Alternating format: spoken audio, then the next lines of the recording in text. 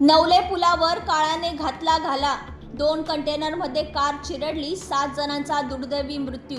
पुणे बंगळुरू महामार्गावर आज गुरुवारी नवले पुलाजवळील गावगाडा हॉटेल समोर मृत्यूचाही थरकाप उडवणारा अपघात घडला.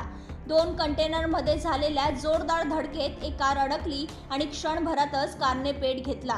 या दुर्घटनेत कारमधील 7 प्रवाशांचा जागीच मृत्यू झाला.